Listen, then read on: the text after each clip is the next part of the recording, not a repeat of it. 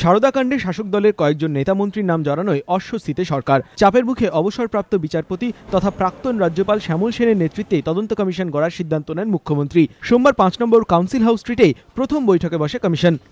সূত্রের খবর, আধ ঘন্টা বৈঠকে আলোচনা হয় মূলত প্রশাসনিক বিষয় নিয়ে। শ্যামল সেন ছাড়াও বৈঠকে ছিলেন কমিশনের 2 সদস্য যোগেশ চট্টোপাধ্যায় এবং অম্লান বসু, ছিলেন সচিব মিহির ভট্টাচার্য। উপস্থিত ছিলেন মুখ্য সচিব সঞ্জয় মিত্র, স্বরাষ্ট্র সচিব বাসুদেব বন্দ্যোপাধ্যায় এবং রাজ্য পুলিশের ডিজি নপরজিৎ মুখোপাধ্যায়। এদিন কমিশনে জমা পড়েছে 32টি অভিযোগ। শ্যামল সেন জানিয়েছেন, ওইসব অভিযোগের শুনানি শুরু হবে মঙ্গলবার। পিটিশন পোস্টে পাঠাতে পারেন, বা আজকে যেমন 32টা এসে দিয়ে চলে গেছে, কালকে হিয়ারিং হবে।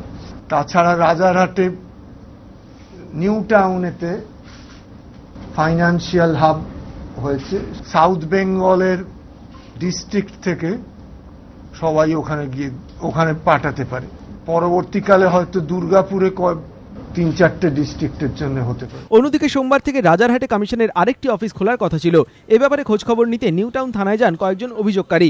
তাদের অভিযোগ, সহযোগিতা করা হয়নি।